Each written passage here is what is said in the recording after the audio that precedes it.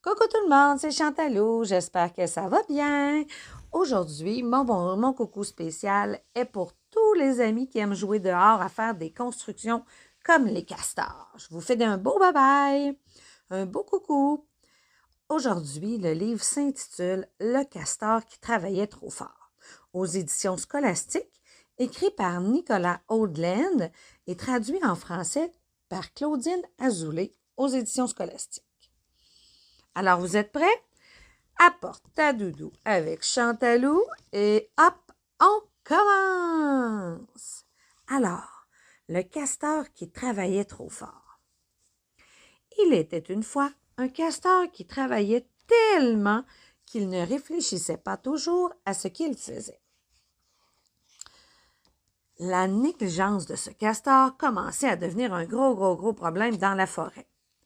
Ses barrages fuyaient, il laissait en plan les arbres à moitié rongés, et pire encore, il abattait plus d'arbres qu'il n'en avait besoin. La forêt était dans un état lamentable. T'as vu, tous les arbres sont par terre. Oh là là là là là là. Le plus grave, peut-être, c'est que le castor ne réfléchissait si peu qu'un arbre tomba sur la tête d'un ours. Crac!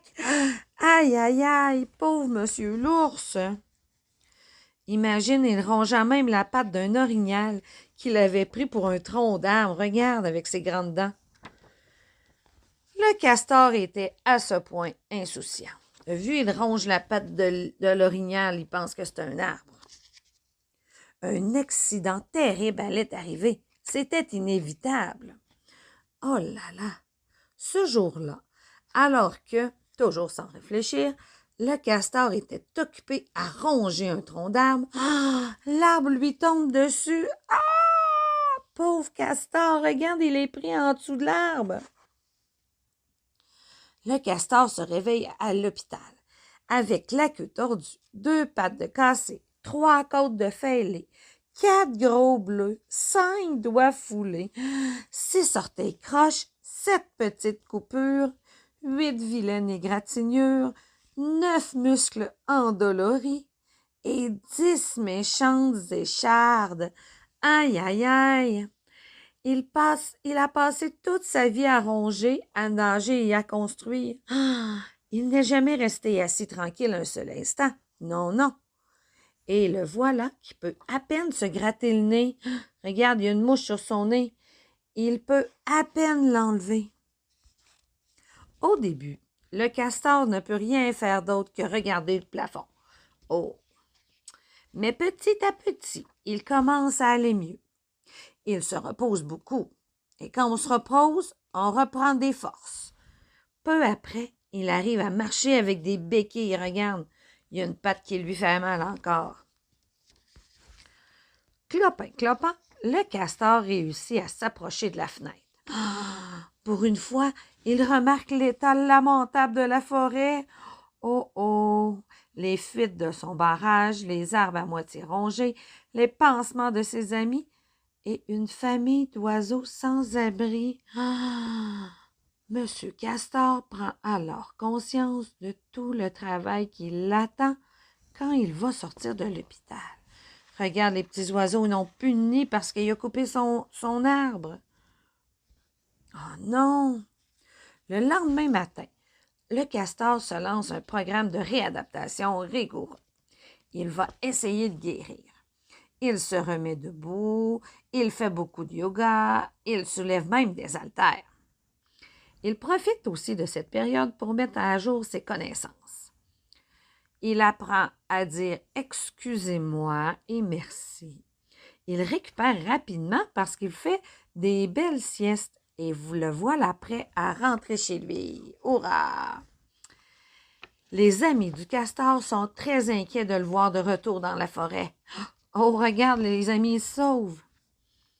Malgré ça, le castor se remet tout de suite au travail. Les amis au castor, ils ont peur. Avant de commencer, cependant, il inspecte avec soin l'arbre. Il vérifie s'il y a des animaux qui risquent d'être blessés et il les transporte en lieu sûr. Regarde, il transporte même une chenille qui a peur en lieu sûr pour ne pas se faire mal. Puis, il décide de construire un nouveau nid à la famille de petits oiseaux qui étaient sans abri. Quelle bonne idée, c'est très gentil. Monsieur Castor s'excuse auprès de ses amis d'avoir été négligent et d'avoir causé autant de dégâts. Oh, excusez-moi, les amis. Pour montrer sa bonne foi, il fabrique un vase qu'il offre à Monsieur l'ours. T'as vu la belle fleur? Il construit un canot pour l'orignal. Oh, excuse-moi, Monsieur l'orignal. La dernière tâche de Castor consiste à nettoyer le fouillis qu'il a fait dans la forêt. Il retire les arbres qu'il a laissés en plan. Il utilise les branches cassées pour réparer son barrage parce qu'il y a des fuites. Et il plante des jeunes arbres pour remplacer ceux qu'il a abattus. À présent, regarde la forêt à meilleure allure. Tout le monde est heureux, y compris M. Castor. Regarde comme c'est beau la forêt. Une fois son travail terminé, le castor se demande ce qu'il pourrait faire de plus. Il trouve plein d'idées en se couchant ce soir-là. Écoute bien. Il pourrait prendre un cours comment construire les barrages. Il pourrait aussi former un groupe de musique et partir en tournée. Ou encore faire plus de siestes. Ah ah ah! Cette idée est sa préférée.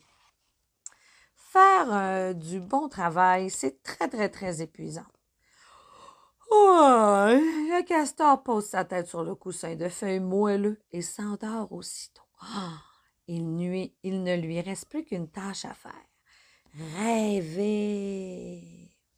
Alors toi, est-ce que tu as déjà vu des castors dans ta forêt proche de chez toi? Alors, va voir qu'est-ce qui se passe dans la forêt. Est-ce que tu vois des animaux? Est-ce qu'ils ont des animaux qui ont des bras cassés puis des pansements sur les joues comme dans le livre? Alors, je te souhaite une belle fin de journée et on se dit à plus tard. Bye bye!